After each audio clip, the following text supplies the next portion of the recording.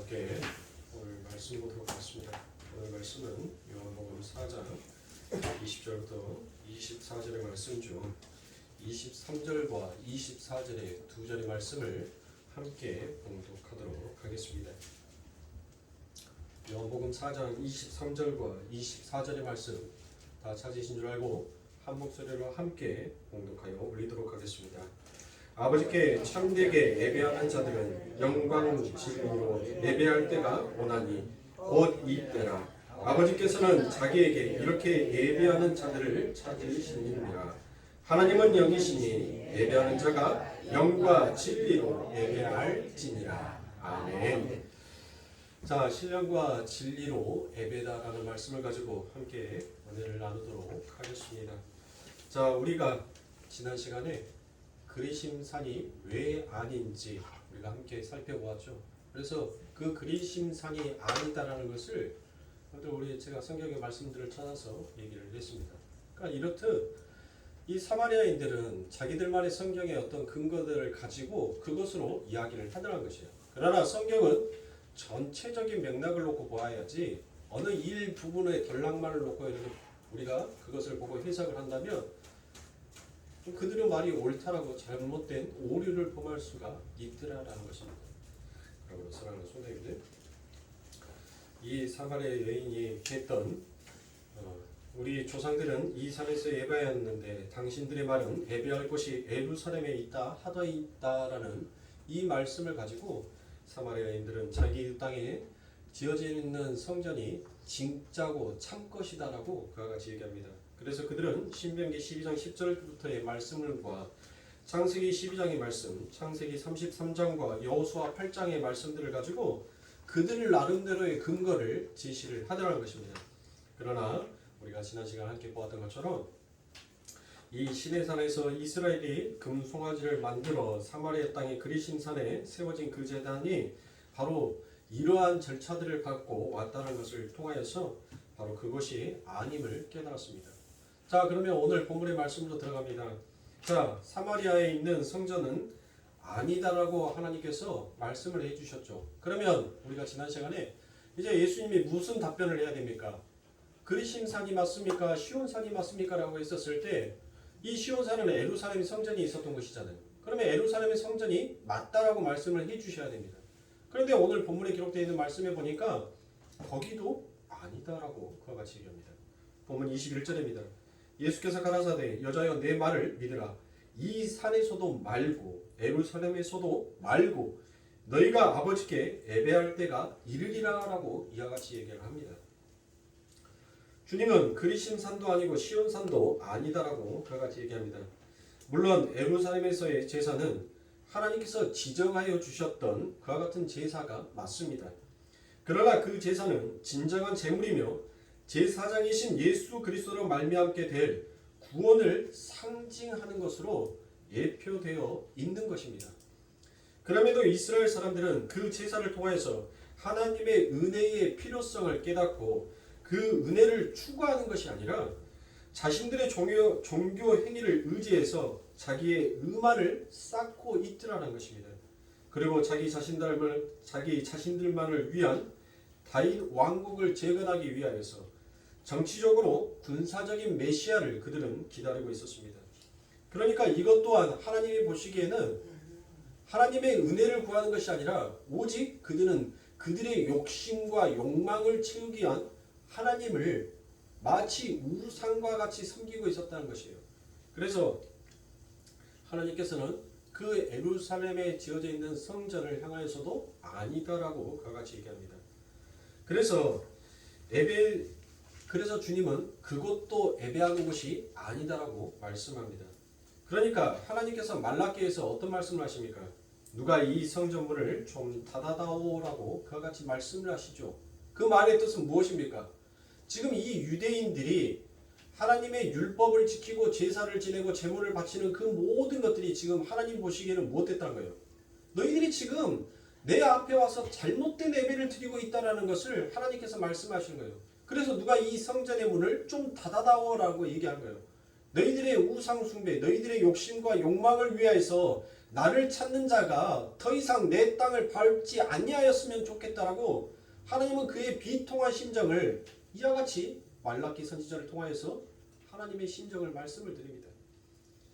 그래서 지금 주님은 사마리아 여인에게 하신 대답을 통하여서 구약의 모든 제사 자체를 폐하고 계신다는 것을 말씀하고 있습니다. 사마리아 제사도 예루살렘의 제사도 전부 다 쓸모없는 행동들을 하고 있더라라고 얘기합니다. 무엇이 선하고 무엇이 악하고 무엇이 더 나은 제사고 무엇이 좋지 못하는 제사들을 너희들이 왜 그것을 구분 지으려고 하느냐라는 거예요. 그러면서 하나님께서는 진정한 내게 예배드리는 것이 무엇인지를 이제 그 여인에게 이야기합니다. 주님께서는 이제 예수 그리스도로 말미암게 될 신약의 예배라는 것은 장소나 방법에 의해 드려지는 것이 아니라 신령과 진정으로 드려져야 한다는 것을 이제 그 진짜의 말씀을 밝히고 있다는 것이에요. 그래서 우리가 함께 읽었던 요한복음 4장 23절과 24절의 말씀에 보니 아버지께 참으로 예배하는 자들은 신령과 진정으로 예배할 때가 오나니 곧 이때라. 아버지께서는 이렇게 자기에게 예배하는 자들을 찾으시니라. 하나님은 영이시니 예배하는 자가 신령과 진정으로 예배할지니라 라고 이와 같이 얘기합니다. 우리 주보에도 제가 매주마다 올리는 말씀이 하나님은 영이시니 예배하는 자가 신령과 진정으로 예배할지어다 라고 그와 같은 말씀을 주보 밑에 기록을 해 놓았습니다. 관심 있게 보셨나요? 감사합니다. 자, 그러면 여러분들 여기서 신령과 진정이라고 번역이 된 헬라어가 바로 무엇인가 하면 푸니마틱 카이 알레테이아입니다. 그러면 푸니마틱은 여러분들 푸뉴마 이게 무엇인지를 아시죠? 신령이 바로 푸뉴마예요. 푸뉴마. 이 부분에 대해서는 제가 더 이상 설명을 드리지 아니하여도 우리 성도님들께서 잘 아실 거라고 생각을 하고 그 부분에 대해서는 뛰어넘어가도록 하겠습니다. 자, 그러면 그 뒤에 따라오는 이 알레테이아라는 것은 바로 어떠한 뜻을 가지고 있냐면 진리, 진실, 실체, 본질이다라는 이와 같은 뜻을 가지고 있습니다. 그러니까 우리 개역성경에는 이 알레테이아를 진정으로 번역하는 바람에 많은 분들이 예배는 신령하게 그리고 진심 어린 마음으로 정성을 다하여서 드려야 한다는 그와 같은 공고쯤으로 여기더라는 것입니다. 그러나 이 구절에 대한 뜻은 전혀 그와 같은 뜻이 아닙니다. 이 구절엔 예배에 대한 진지한 태도나 마음가짐에 관련된 공고의 구절이 아니더란 것입니다. 그러면 먼저 진정이라고 번역이 되어 있는 이 알레테이아가 무슨 뜻인지 제가 여러분들에게 설명을 드리도록 하겠습니다. 이 말씀드렸다시피 이 알레테이아라는 단어는 헬라어 문헌에서 실체와 본질이라는 뜻으로 주로 쓰이는 단어이기도 합니다. 그림자나 상징이나 예표와 반대로 바로 리얼리티하게 그러니까 실제로 있는 것을 바로 표현하고 나타내는 것을 쓸 때 바로 이 알레테이아라는 그와 같은 말을 쓰더라는 것이에요. 그래서 성경에서도 무엇이 그림자가 아니고 실체다라는 것을 나타내기 위하여서 우리 예수님께서 종종 이 실체라는 이 알레테이아라는 이 단어를 써서 진짜 실체와 본질이 무엇인지를 설명하고 나타냅니다. 자, 그 말씀이 바로 요한복음 1장 9절에 보면 참 빛 곧 세상에 와서 각 사람에게 비추는 빛이 있었나니라고 되어 있죠. 자, 여기에서 참이다라고 되어 있는 것은 뭐예요? 실제 본질이잖아요. 눈에 보여지는 것, 리얼리티하게 나타나져 있는 것. 그래서 이 참 빛이다라고 되어 있는 것이 이게 바로 알레테이아입니다. 또 그뿐만이 아니라 요한복음 6장 32절에서도 예수께서 이르시되 내가 진실로 진실로 너희에게 이르노니 하늘에서 내리는 떡은 모세가 준 것이 아니라 오직 내 아버지가 하늘에서 내린 참떡을 이라고 되어 있죠. 여기에서 참떡이다라고 되어 있는 것이 이게 알레테이아입니다. 자, 마지막으로 요한복음 15장 1절에 보면 내가 참 포도나무요라고 되어 있죠. 여기에서 참이라고 되어 있는 것이 이게 알레테이아입니다. 이뿐만이 아니라 다른 여러 곳에서도 참 선지자, 참 왕, 참 생명수 등으로 그와 같이 쓰이기도 합니다. 그러니까 진정 이렇게 번역하는 것은 조금 오역하여 번역하였다라고 볼 수 있습니다. 그러니까 이 알레데이아라는 단어는 구약에서 이 땅에 어떤 것을 예표하게 되었다는 것을, 그러니까 여러분들 보세요. 구약에서는 예수 그리스도가 누구인지를 도저히 설명할 방법이 있어요, 없어요? 설명할 방법이 없었단 말이에요. 그 예수 그리스도는 구약에서는 그림자였어요. 보여지지 않는 그림자처럼 숨겨져 있었단 말이에요. 실체로 드러난 것이 아니라. 그래서 그들의 삶 가운데 예수 그리스도가 누구인지 그들의 머릿속에서, 그들의 상상 속에서 그려내기 위하여서 하나님께서는 그들에게 무엇을 주셨냐면 바로 제사와 율법이라는 것을 주시면서 바로 장차 오실 이 모형의 그림자, 실체가 무엇인지를 그들에게 설명하기 위하여서 주신 것이 바로 제사와 율법이었던 것입니다. 그러니까 그 단어는 이 땅의 것으로 예표가 되었던 모형과 상징과 그림자의 실체와 본질이 드러난 것이기 때문에 이제 구약의 예표적 예배가 사라질 것이라는 의미로 쓰인 단어이기도 합니다. 여러분들이 머릿속에서 구약의 제사들을 한번 머릿속에 그려보시기 바랍니다. 제사를 지낼 때 여러분들 무엇을 준비합니까? 제물을 준비하죠. 근데 그 제물은 어떠한 제물이어야 합니까? 하나님 앞에 드려질 때 그 제물이 반드시 어떠해야 돼요? 점도 없고 흠이 없어야 되는 겁니다. 그리고 그 제물을 이제 제단 위에 세웁니다. 그리고 그 제단 위에 세우고 난 다음에 무엇을 합니까? 제물을 바친다는 것은 어떤 거예요? 내가 지금 죄를 지어서 죽을 수밖에 없는데 이 제물을 바침으로 그 제물이 죽음으로 내 죄가 용서함을 받는다라는 그 의미잖아요. 그래서 그 제단 위에 그 제물을 세우고 난 다음에 속죄를 하죠. 속죄를 하는데 어떻게 속죄를 합니까? 죄 지은 사람이 그 제물의 머리에다가 손을 얹는단 말이에요. 그러므로 인해서 자기가 지었던 그 죄가 그 제물에게 전가가 됨으로 인하여서 그가 죽음으로 자기는 살아남을 얻게 되는 거예요. 그러니까 사랑하는 성도님들, 지금 이 제사의 법을 생각할 때 여러분들 머릿속에서 딱 스쳐가는 게 누구예요? 바로 예수 그리스도죠. 예수 그리스도께서 진짜 무엇이 되신 거예요? 진짜 하나님께서 원하시는 진짜 제물이 되신 거예요. 그 제물이 되셔서 어떻게 하십니까? 세례 요한에게 그 예수님이 무엇을 받나요? 마치 하나님께 제물로 바쳐지는 그와 같은 예비된 제물처럼, 하나님이 준비한 제물처럼 그렇게 바쳐지기 위하여서 그 제단 위에 쓴단 말이에요. 그 제단 위에 서서 세례 요한, 지금 세례 요한은 뭐한 자예요? 점도 없고 흠도 없는 자가 아니지 않습니까? 죄와 사망에 갇혀있는 자란 말이에요. 전부 다 사망 안에 갇혀있는, 죽을 수밖에 없는 자예요. 이 죽을 수밖에 없는 자의 대표로 이 세례 요한이 그 요단 강가에 서 있어요.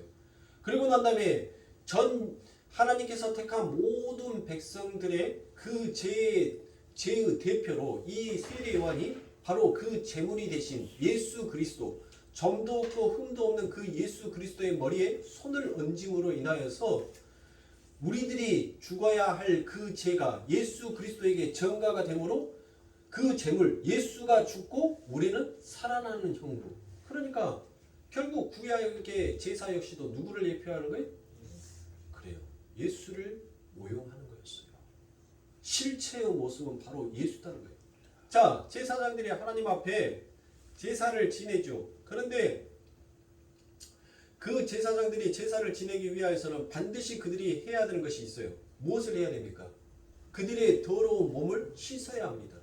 그리고 하나님이 계시는 지성소 안에 들어갈 때는 그들의 살을 보여서는 아니 됩니다.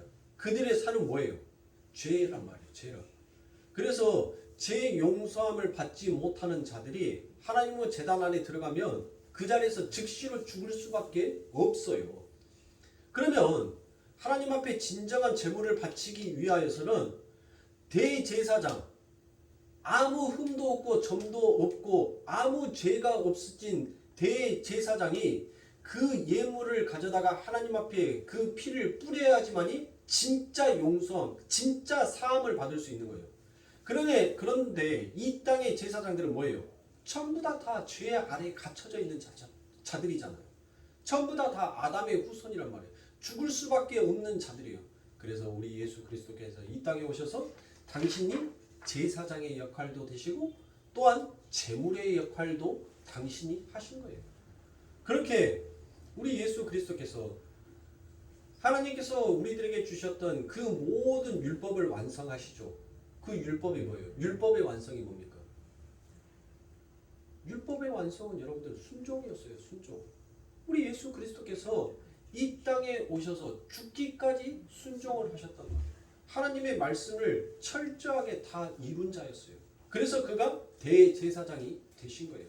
그 직분을 가지고 그분이 하나님 앞에 예배를 드리는데 어떠한 제물로? 하나님께서 예비하신 당신의 몸을 하나님 앞에 바치어짐으로 인하여서 그 하나님의 긍휼이, 그 하나님의 은혜가 우리들에게 부어지게 된 것입니다. 즉, 이 사마리아 여인에게 그 제사의 실체가 무엇인지를 지금 예수 그리스도께서 말씀하시는 거예요. 너희들은 하나님 앞에 제사를 지내고 하나님 앞에 예배를 드리는 것이 어떠한 장소나 어떠한 모형의 형식을 갖춰야 된다고 생각하는데 그게 아니다라고 얘기를 하는 겁니다. 너희들은 지금까지 헛된 예배들을 하나님 앞에 드려왔고 그 예배를 도저히 하나님께서 눈뜨고 보실 수가 없어서 진짜 신령과 진정으로 드리는 예배가 무엇인지를 너희들에게 이제 하나님께서는 친히 실체로 드러내서 보여주시기 위하여서 내가 이 땅에 왔다. 즉 내가 바로 신령과 진정으로 하나님 앞에 예배를 드리는 자의 모습의 표본으로 실체로 이제 이 땅에 온 자다라고 얘기합니다. 그러니까 그 예수 그리스도께서 이 땅에 오셔서 어떤 일을 하셨어요? 어떤 일? 우리 예수 그리스도께서 이 땅에서 바로 하나님을 사랑하고 내 이웃을 사랑하는 진짜 하나님의 율법의 완성, 즉 에덴의 동산지기에서 선악과를 따먹기 전의 그 하나님의 말씀 앞에 지고지순 순종하는 진짜 하나님이 참 보시기에 좋았다라는 그 인간의 모습으로 예수 그리스도께서 이 땅에 오셨다는 거예요. 그렇게 이 땅에 오셔서 선악과를 따먹기 전에 그 인간이 하나님 앞에 어떻게 예배를 드렸는지를 이 예수 그리스도께서 설명하여 나타내고 보이신 것입니다. 그래서 너희는 이제 그림자나 모양이 아닌 바로 실체인 나를 예배하는 자가 될 것이다 라는 것을 우리 하나님께서 우리 예수님께서 말씀하십니다. 그게 바로 알레테이아가 가지고 있는 의미입니다. 자, 히브리서 9장 23절부터 25절의 말씀에 보니 그러므로 하늘에 있는 것들의 모형은 이런 것들로서 정결케 할 필요가 있었으나 하늘에 있는 그것들은 이런 것들보다 더 좋은 제물로 할지니라. 그리스도께서는 참것의 그림자인 손으로 만든 성소에 들어가지 아니하시고 라고 되어 있죠. 그러니까 성소나 성전이 다 뭐다라는 것입니까? 그게 그냥 그림자요, 그냥 모형이었다라는 것이에요. 오직 참 하늘에 들어가사 이제 우리를 위하여 하나님 앞에 나타내시고 대제사장이 해마다 다른 것의 피로써 성소에 들어가는 것 같이 자주 자기를 드리려고 아니하실지니라고 이와 같이 얘기합니다. 그러니까 예수님은 영 단번에 드린 제물이셨고 영원한 제사장이었다라고 이야기를 합니다. 이제 우리의 대제사장이신 예수 그리스도께서는 자기의 피를 들고 성소나 지성소 정도가 아닌 참 하늘에 들어가셨다라는 것이에요. 그런데 그 예수 그리스도 안에 하나님의 백성들이 함께 들어가 있더라는 것입니다. 그게 바로 그리스도와의 연합, 유니온 크라이스트인 것입니다. 그게 우리의 영적 현실임을 바로 우리 예수님께서 말씀하여 주고 계십니다. 진짜 하나님의 백성들이 그 아버지 하나님 앞에 신령과 진정으로 예배하는 자의 모습으로 어떻게 그들이 살아가게 될 것이고 그 끝이 어떠한 자로 서게 될 것인지를 바로 예수 그리스도께서 이 땅에 실체의 모습으로 하나님의 그림자의 모형이었던 말씀을 이제 보여지는 말씀으로 그가 나타내어 이루고 가시더란 것입니다. 그래서 우리는 이제 지성소에 들어간 자가 되었습니다. 뭐로 말미암아 우리가 지성소에 들어갈 수 있는 자가 되었다고요? 우리의 공력? 우리의 노력? 우리의 열심? 우리의 힘? 우리의 재물? 아니죠. 전부 다 아니란 말이에요. 전부 다 아니에요. 그것으로 우리가 들어갔다라고 한다면 그거는 여러분들 거짓된 복음입니다. 우리가 하나님의 지성소, 그 아버지 하나님의 나라에 우리가 값없이 들어갈 수 있었던 것은 바로 이 예수가 제물로 드려지고 그 예수 그리스도께서 제사장으로 서시는 바람에 우리는 이제 그 지성소에 자유의 율법을 가지고 들어갈 수 있는 자가 된 것입니다. 그 전에는 범접할 수조차다 우리는 없었어요. 범접하면 무조건 죽었으니까 죄인들은 그 아버지 하나님의 말씀 앞에 서버리면 그 자리에서 죽을 수밖에 없는 자였으니까. 그렇다면 지금 이 땅 위에서의 육적 현실은 과연 어떻습니까? 하나님께서 우리 안에 들어오셔서 우리가 자신의 지성소가 되어 버리셨다라는 것입니다. 그게 바로 무엇이더라고요? 그게 연합이라는 거예요. 그게 그리스도와 내가 뗄래야 뗄 수 없는 연합의 관계가 되었더라라는 것입니다. 하나가 되었더라는 거예요. 한 몸이 되었더라는 것이에요. 그 아버지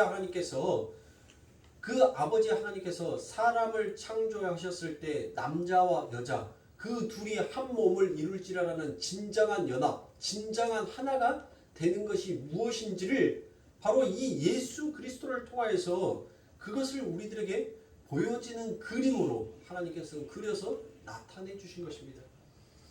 그러니까 우리가 하나님께로 들어갔거나 하나님이 우리 안에 들어온 것 또한 역시 마찬가지로 그것을 우리는 연합이다라고 말을 합니다. 우리 자신이 하나님의 거처가 된다는 것은 바로 우리 자신이 하나님의 성전이 되었다라는 것과 같은 이야기입니다. 그래서 우리 안에서는 늘 제사의 예배가 드려져야 합니다. 자, 이제 신령과 진리의 예배에 대해서 조금씩 여러분들 머릿속에 이제 윤곽이 드러나기 시작합니다.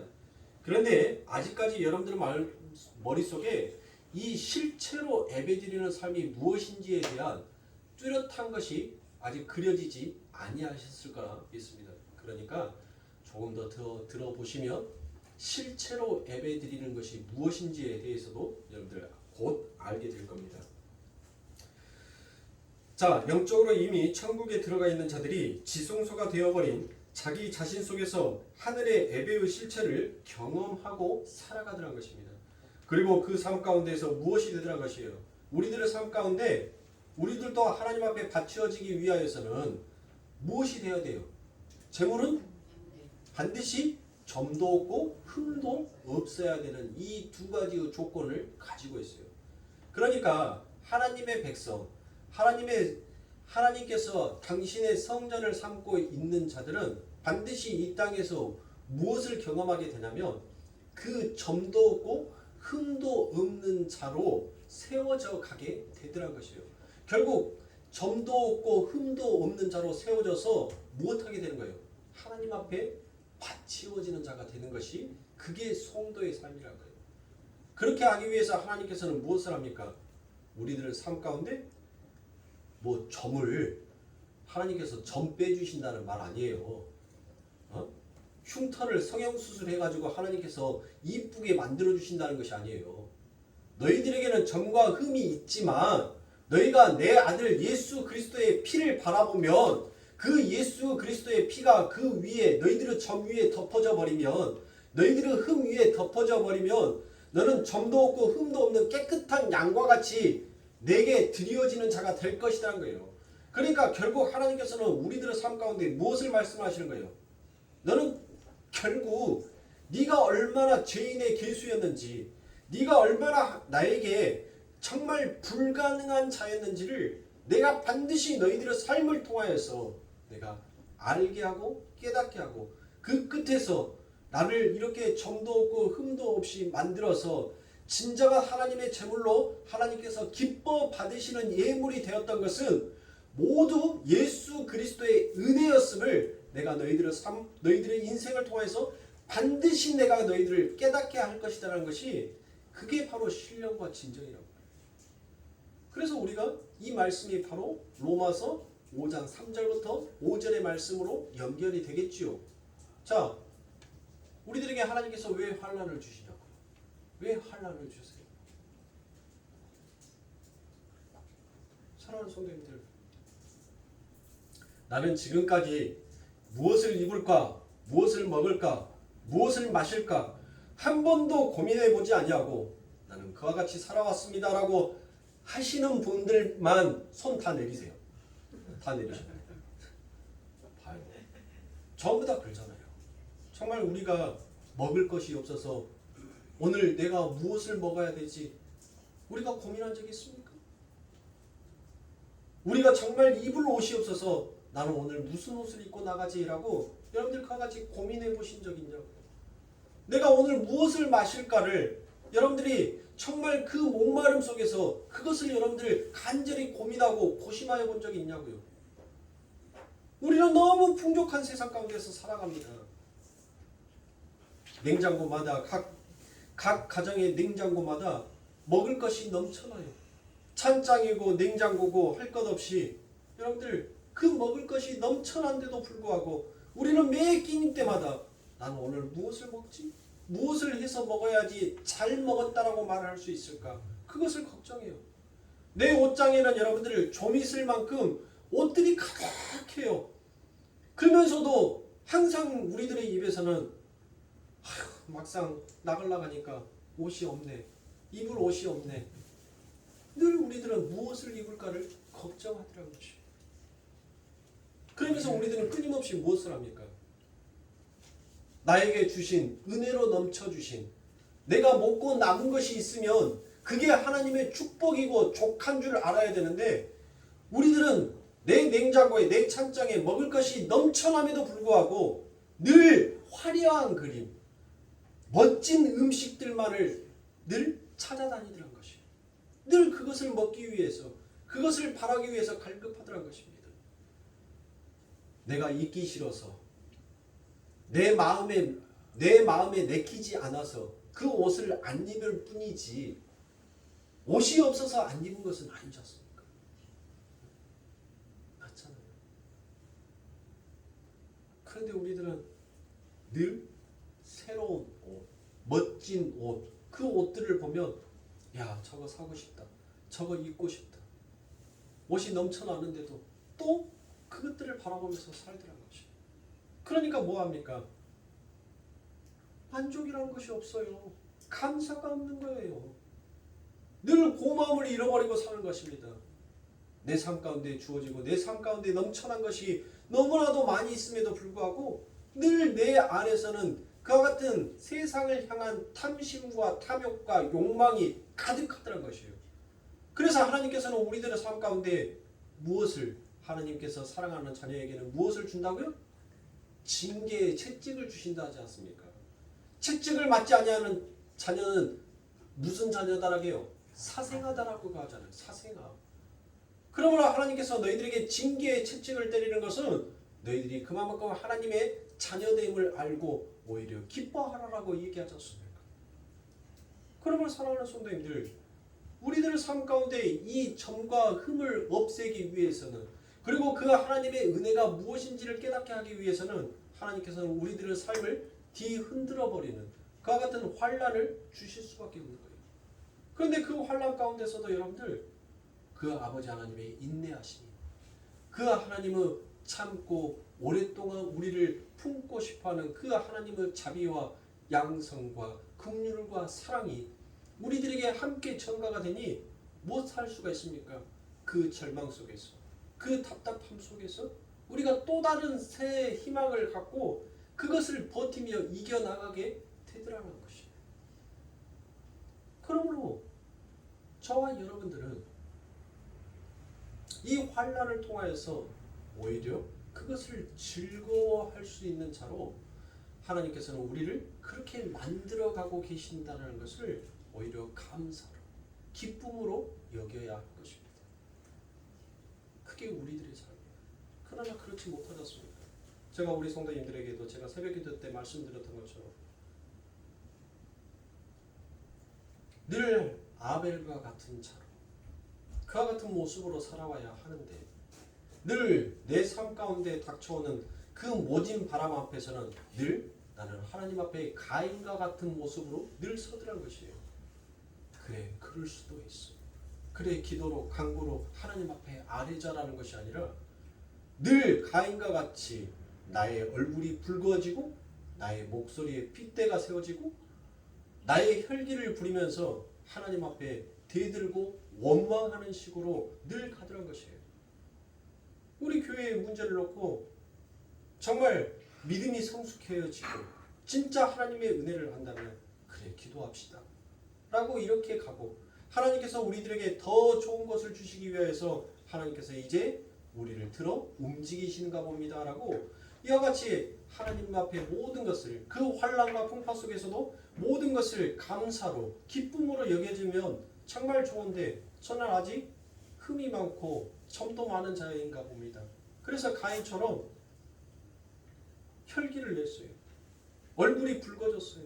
목소리에 핏대가 세워졌습니다. 그리고 그 형제를 향하여서 저는 형제여 나와 들로 가자. 그리고 저는 그 들에서 그 형제를 죽이고 싶은 그와 같은 꾀를 그와 같은 마음을 갖게 되더라는 것이에요. 그런데 그 하나님의 은혜가 또 내게 하나님의 소망을 담아주시니까 나의 죄가 얼마나 어리석고 내 마음속에 얼마나 무자비함이 가득한 자인지 그것을 다시 한번 발견하게 되고 하나님의 은혜로 돌아서게 하여 주신 것이 이게 바로 하나님이 살아계시다라는 그와 같은 증거이십니다. 그러므로 사랑하는 성도님들, 우리가 실체에 있는 예수를 제물로 바치는 예배를 어떻게 해야 한다나 어떻게 해야 하는가는 비록 사랑하는 성도님들, 우리들의 신앙, 우리들의 믿음, 우리들의 성경의 지식, 내가 알고 있는 하나님 그 모든 것들을 가지고도 나는 얼마나 하나님 앞에 더 가까이 나아가는 자가 아니라 늘 하나님과 등지어 돌아서기를 좋아하는 나였구나라는 것을 여러분들 발견하시면 돼요. 그것을 발견하시고 하나님 앞으로 다시 돌아가시면 돼요. 그 돌아감 속에서는 여러분들 무엇으로 돌아가야 됩니까? 바로 예수님께서 이 땅에 어떻게 사셨습니까? 그 예수님의 삶, 그 예수님의 성품, 그 예수님의 인격을 가지고 하나님 앞에 제물이 되어서 제사를 올리는 그와 같은 마음으로 우리는 우리의 잘못을 깨닫고 그와 같이 하나님 앞에 돌아가야 합니다. 그럴 때 하나님께서는 무엇 한다고요? 돌아온 탕자의 이야기를 한번 보세요. 하나님 내 거 줘. 이 양 어차피 줄 거면 내 거 먼저 땡겨서 줘. 그거 가지고 난 다음에 세상의 뜬구름, 그 세상의 바람을 한번 잡아보겠다라고 그와 같이 살다가 하나님께서 주신 모든 것들을 다 탕진하였어요. 그리고 난 다음에 뒤늦게서 깨닫습니다. 내 하나님 앞에 돌아가면 우리 하나님께서 나를 죽이시지는 아니하겠지. 불쌍히 여기셔라서 내 이 목구녕이 포도청이니까 내게 먹을 것은 주시겠지. 그래, 아버지께로 돌아가자. 그렇게 탕자가 돌아갔습니다. 그런데 그 하나님께서 어떻게 합니까? 그 탕자를 야, 저 꼴배기신 놈 내 땅 밟고 있다. 얼른 종들아 저기 내가 안 보이는 곳으로 갖다 던져버려라. 그렇게 말씀하셨습니까? 우리 하나님께서는 기다렸습니다. 내 자녀가, 내 자식이 언제사 진짜 나의 마음을 알고 진짜 그 은혜를 깨닫고 그 아버지 하나님의 품이 가장 따뜻한 품이었다는 것을 깨닫고 돌아오고 하고 그 먼 산 언덕을 우리 아버지 하나님께서는 날마다 기다렸습니다. 날마다 보고 있었어요. 그런데 저 멀리 끝에서 그렇게 바라고 기다렸던 그 아들의 모습이 딱 비춰지기 시작하니까 그 아버지가 얼마나 기쁘셨던지 버섯발로 뛰어가서 그 아들을 맞이합니다. 그리고 어서 오거라. 이제 은혜를 깨달았으니까 너는 더 내가 기뻐하는 나의 자식이로구나라고 얼마나 그분이 기뻤었는지 장자들에게나 물려줘야 될 그 반지를 그 아들의 손에 끼워줍니다. 벌거벗은 옷을 보고 그의 옷을 벗어서 그를 가장 아름답고 가장 멋진 옷으로 그를 치장하여 주더란 것이에요. 그게 우리 하나님입니다. 비록 우리가 이 땅에서 여러분들 죄 지을 수 있어요. 늘 가인과 같은 모습으로 우리가 하나님 앞에 혈기를 낼 수가 있습니다. 그러나 사랑하는 성도님들, 그곳에서 나의 의를 삼으려 하지 마시고 나의 정당성과 나의 변명으로 쓰려고 하지 마시고 내가 그와 같이 섰을지라도 내게 부어주신 하나님의 은혜가 무엇인지를 알고 신령과 진정으로 그 하나님의 은혜 앞에 다시 무릎 꿇을 수 있는 저와 여러분들이 되어야 할 것입니다. 그 길을 바로 우리 예수 그리스도께서 도와주고 계시는 거예요. 내 안에 계시는 그 성령이 돌이키지 못하고 죄의 길에 서 있는 우리들의 마음을 돌이키는 마음으로 우리들을 바꾸어 주신 것입니다. 그래서 우리가 오늘 아침에 봤던 에레미야 17장 1절의 말씀에 무엇이다라고 얘기합니까? 우리의 마음에 금강석 철필 끝으로 새긴 그와 같은 마음의 죄가 새겨져 있다라고 얘기를 하셨습니까? 그러니까 돌에다가 정으로 글씨를 판 것처럼 우리의 마음 안에 그와 같은 죄악으로 글을 파놓고 영원히 지우지 못하는 그와 같은 죄들을 우리의 마음속에서 늘 품고 있었던 것입니다. 그런데 하나님께서 그 아버지 하나님께서 그 예수 그리스도의 그 보혈의 피로 그 예수 그리스도의 옷으로 금강석 철필로 쓰여져 있는 죄의 목록을 덮어버리시더라고요. 가리워버리시더라는 거죠. 그것이 바로 우리 아버지 하나님의 우리를 향한 사랑인 것입니다.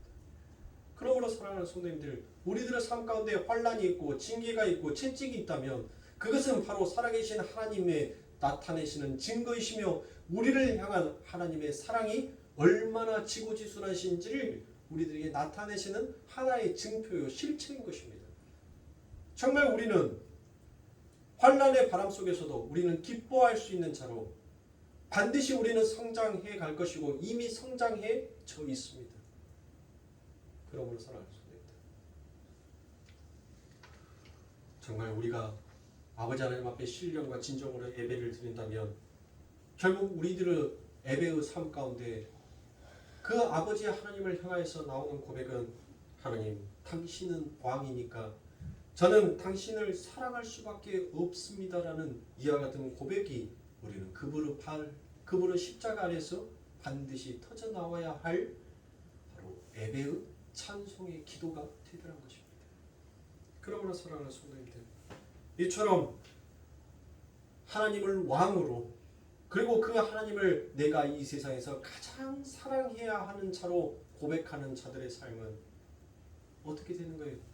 자기의 자신을 그 왕의 자리에서 내려와 버리게 되니까 그 왕의 자리를 포기하게 되니까 더 이상 그 왕의 자리를 차지하기 위하여서 내 이웃을 밟아버리고 내 이웃을 죽이는 자가 죽이지 아니하는 자로 서게 되니까 결국 그것이 내 이웃을 향하여서 사랑으로 드리워져 나타나게 되더란 것입니다. 그것을 우리 예수 그리스도께서 당신이 이 땅에 오셔서 그것을 보여주신 것이에요. 하나님, 당신은 내가 가장 사랑하는 나의 아버지입니다. 당신만이 그 왕의 자리에 앉을 수 있습니다. 나는 왕이 될 수 없는 자격입니다. 당신만이 진정한 왕입니다. 그렇게 예수 그리스도께서 당신의 왕의 자리를 포기해 버리니까 진정으로 하나님을 찬송하게 되었고 더 이상 자기가 그 왕의 자리를 차지하려는 욕심과 욕망이 이 사순절의 이 시험의 고난을 이기심으로 말미암아 못하게 되더란 거예요.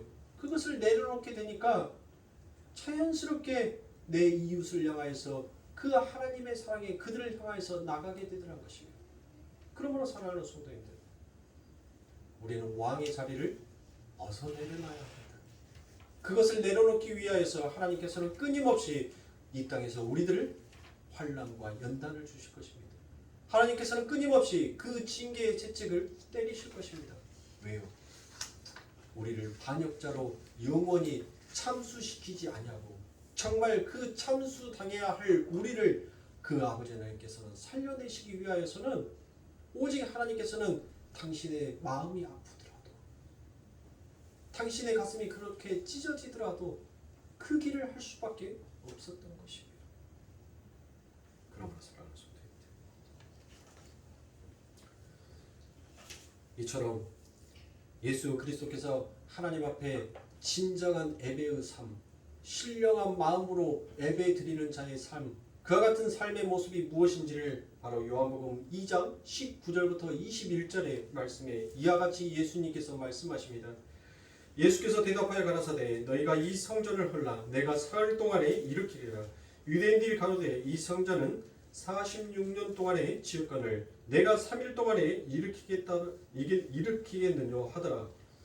그러나 예수는 성전된 자기 육체를 가리켜 말씀하시는 것이니라 라고 얘기합니다. 여기서는 예수를 성전이다라고 그와 같이 얘기합니다. 다른 곳에서는 우리를 성전이다라고 그와 같이 말씀하셨지 않습니까?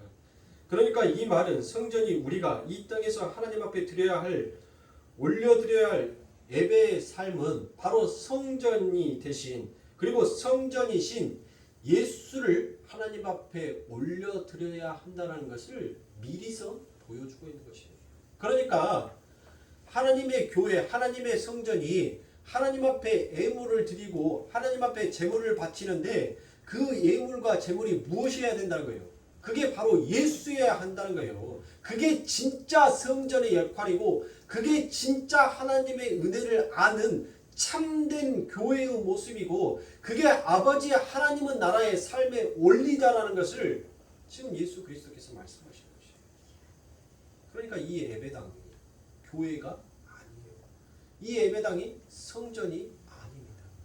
하나하나의 성전들이 한 자리에 모여서 그 아버지 하나님의 나라 천국에서 어떻게 찬송하고 어떻게 예배하는지를 이 땅에서 무엇으로 모형으로 보여주시고 계시는 거예요. 너희들이 죽어서 너희들이 저 아버지 하나님의 나라에 가서 그 천국에 가서 무엇을 하나님 앞에 예배하는 자로 살아갈 것인지를 하나님께서는 이 땅에 보여주시는 거예요. 그래서 교회 안에 가라지와 알곡이 함께 있다라고 하나님께서 말씀하시는 거예요. 그러니까 예배 시간에 하나님 앞에 진짜 예수를 드리기 위해서 예배하는 자도 있지만 자기의 욕심과 탐심을 위하여서 하나님의 이름을 거짓되이 부르는 자들도 이 안에 함께 있더라는 것이에요. 그것을 하나님께서 말씀하셨어요. 그러면 그 성전이신 예수께서 어떤 제사를 하나님 앞에 드렸습니까? 어떠한 제사를? 빌립보서 2장 5절부터 8절의 말씀해 보니 너희 안에 이 마음을 품으라. 곧 그리스도 예수의 마음이니 그는 근본 하나님의 본체시나 하나님과 동등됨을 취한 것으로 여기지 아니하시고 오히려 자기를 비워 종의 형체를 가져 사람들과 같이 되었고 사람의 모양으로 나타나셨으며 자기를 낮추시고 죽기까지 복종하셨으니 곧 십자가에 죽으시니라 라고 이와 같이 얘기합니다. 바로 예수 그리스도께서 이와 같은 마음으로 하나님 앞에 예배했다는 거예요. 이와 같은 마음으로 하나님의 이름을 부르짖었다는 것입니다. 이게 바로 신령과 진정으로 하나님 앞에 예배 드리는 자의 마음이요 예배 드리는 자의 모습이라는 거예요. 이게 진정이란 거예요. 이게 실체다는 거예요. 그냥 너희들의 마음을 다해서 너희들의 열심을 다해서 하나님 앞에 예배 드리는 것이 그게 진정 알레떼야가 아니라 진짜 실체인 이와 같은 마음으로 이와 같은 모습으로 예배를 드리는 것이 이게 진짜다는 거예요. 이게 진짜 예배다는 거예요. 이거를 내가 받고 싶다는 거예요. 그런데 이 땅에서는 어느 누구도 이와 같은 마음으로 하나님 앞에 예배하는 자가 전혀 없더라는 것입니다. 아무도 없더라는 것이에요. 그래서 예수 그리스도께서 단번에 당신을 죽여 하나님 앞에 진짜 이와 같은 예배를 드리는 자의 모습으로 그와 같이 드린 것이에요. 근데 그 안에 누가 다 포함되어 있어요?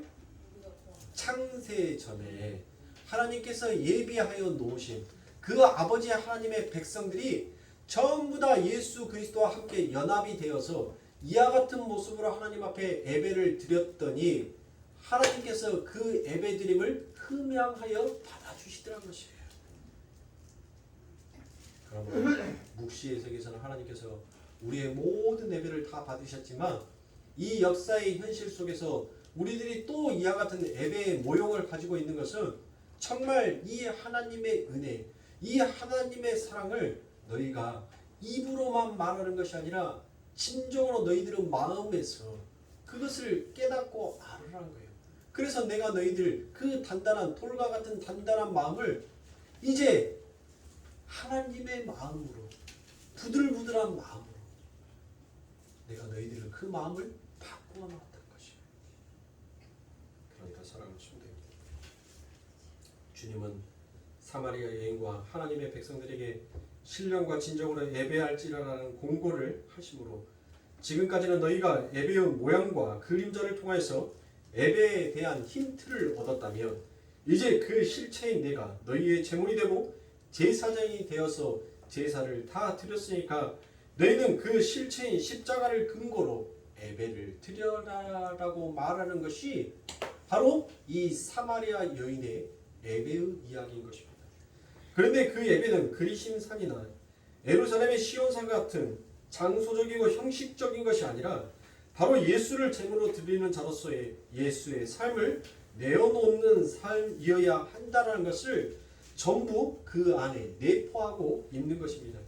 그래서 그 구절 안에 사도 바울이 우리가 드려야 할 그 신령과 진정의 예배에 대해서 아주 명확하고 잘 정의해 놓은 것이 바로 로마서 12장의 말씀입니다. 로마서 12장 1절과 2절의 말씀에 보니 그러므로 형제들아 내가 하나님의 모든 자비하심으로 너희를 고나노니 너희 몸을 너희 몸이라는 것은 뭐예요? 우리들의 삶을 말하는 거잖아요. 자, 삶을 뭐 하라는 거예요? 그 뒤에 하나님이 기뻐하시는 거룩한 산 제사로 드리라라고 말하지요. 그러니까 여태까지 제가 설명한 모든 내용이 전부 다 이 내용 안에 다 들어가 있지 않습니까? 자, 이는 너희 드릴 영적 뭐라는 거예요? 영적 예배라는 거예요. 이것이. 너희는 이 세대를 본받지 말고 오직 마음을 새롭게 함으로 변화를 받아 하나님의 선하시고 기뻐하시고 온전하신 뜻이 무엇인지 분별하도록 하라라고 이와 같이 얘기합니다. 그러니까 이것이 바로 하나님께서 원하시는 진짜 예배자의 모습이다라고 하나님께서 말씀하신 거죠. 그러니까 사랑하는 성도님들, 여러분들의 삶 가운데 있어서 날마다 여러분들이 걸어가는 매일매일 매 순간순간이 바로 그 아버지 하나님 앞에 드려지는 뭐가 된다는 거예요? 예배라는 거예요. 예배. 우리의 삶이 하나님 앞에 산 제사로 드려지는 예배다라는 것이에요. 그러면 우리의 모습이 어때야 되겠어요? 네? 내가 지금 내 걷고 내가 숨쉬고 내가 걸어가고 있는 이 인생이 하나님은 보시기에는 지금 전부 다 내 자식이 내 아들이 저 삶을 통해서 내게 예배하고 있구나라고 그렇게 바라보고 계시는데 전부 다 바라봤더니 뭐만 하고 있어요? 하나님 내 욕심 채워주세요. 하나님 나 오늘 또 무엇을 먹을까 무엇을 입을까 무엇을 마실까 하나님 나 고민스럽습니다. 그러니 제발 이런 것들 고민하지 않게끔 내 냉장고가 한 100개는 되게 해주시고 내 옷이 백화점이 되게 해주시고 내가 마셔야 될 물이 아버지 하나님 저 음료수 공장이 되게 해주세요 라고 그와 같이 기도하는 것이 과연 이게 신령과 진정으로 하나님 앞에 예배를 드리는 자의 마음이 맞냐라는 것이에요. 이것이 하나님이 원하시는 진짜 산 제사의 예배냐라고 지금 하나님께서 묻고 있는 것입니다. 그런데 이 땅에 보니까 하나님께서 무엇하더라고요? 이 말라기 선지자에게 했던 그 말을 우리 하나님께서 지금 그 말이 악구까지 지금 뭐한 거예요? 올라온 거예요. 누가 제발 좀 이 성전의 문 좀 닫아다오 라고 그 하나님의 말씀이 지금 이 악구까지 차오르기 시작한 거란 말이에요. 그러므로 사랑하는 성도님들, 진짜 하나님의 은혜를 알고 그 아버지 하나님의 사랑을 알고 정말 예배하는 자가 영과 진리로 예배할지라는 이 하나님의 말씀의 참 뜻을 안다면 우리 아버지 하나님께서 우리에게 이 땅의 것을 더디 주시든 속히 주시든 왜 우리가 그 하나님을 향하여서 원망과 분토를 그 앞에 내놓아야 합니까? 그저 속히 주시든 더디 주시든 모든 것이 하나님의 은혜입니다라고 그와 같이 고백할 수 있는 우리의 모습이 되어야 하는 것을 하나님께서는 지금 학수고대하고 있어요. 그 모습으로 우리 아버지 하나님께서 늘 바라보는 그 언덕 위에 돌아온 탕자의 내 아들이 서 있기만을 하나님께서는 늘 기다리고 계신단 말이에요. 그 아들의 모습이 그 언덕 위에 서 있기만 하면 내가 지금 너를 향하여서 지금 다른 박질 쳐서 내가 너를 안기 위하여서 내가 너에게 입 맞추기 위하여서 나는 뛰어갈 준비가 되어 있는데 어느 누구도 그 언덕 위에 서 있는 자가 없더라는 것입니다. 그러니 사랑하는 성도님들, 다른 거 다 내버려 두자. 다른 성도들, 다른 교회들 다 놔버려 두고 정말 우리라도 이 말씀의 진리의 뜻을 아는 우리라도 정말 하나님 앞에 이와 같은 마음과 이와 같은 자세로 우리가 살아가야 하지 않겠습니까? 그러므로 사랑하는 성도님들, 오늘 사순절의 첫 시작이지만 이 사순절의 그 마지막 종료주일이 되었었을 때 사랑하는 성도님들, 여러분들의 삶 가운데 진짜 하나님 앞에 감사합니다라는 그와 같은 마지막 기도의 제목이 하나님 앞에 상달되어 올라가기를 이 사순절의 기간 동안 간절히 하나님 앞에 제가 간구합니다. 그러므로 사랑하는 성도님들, 바로 우리가 성전이 되었고 우리가 하나님 앞에 산 제사가 되어서 날마다 매일매일 이 땅을 산 제사의 예배처럼 하나님께서 원하시는 살아있는 흠도 없고 점도 없는 그 예물처럼 이 땅을 살아가는 우리들이 정말 하나님 앞에 신령과 진정으로 예배 드리는 자의 모습으로 우리의 삶이 나타나게 하기 위하여서 우리는 늘 그곳에 힘쓰기 위하여 고군분투해야 하는 거예요. 허공에 떠 있는 구름을 잡기 위해서 스쳐 지나가는 그 바람을 잡기 위해서 우리가 이 땅에서 고군분투하는 자가 아니라 진짜 하나님의 백성이 되기 위해서 우리는 우리의 삶을 날마다 쳐가면서 우리는 고군분투해야 할 줄 믿습니다. 그러므로 사랑하는 성도님들, 여러분들이 서 계시는 곳이 하나님이 원하시는 제단이요, 여러분들이 움직이는 것이 바로 하나님 앞에 드려야 할 영적 예배임을 사랑하는 성도님들, 정말 우리가 깊이 깨닫고 살아간다면 날마다 내가 얼마나 죄인의 기수였으며 이와 같은 나를 하나님의 예수 그리스도의 피가 날마다 내게 덮어주심이 이 모든 것이 얼마나 은혜였는지를 우리가 하나님 앞에 감사하지 아니하고는 단 하루도 나는 살 수 없음을 고백하는 그와 같은 진짜 하나님의 성전으로, 하나님의 교회로 우리 사랑하는 성도님들이 거듭나시길, 그리고 그와 같은 모습으로 더욱더 성장하시기를 주님의 이름으로 축원합니다. 기도하겠습니다.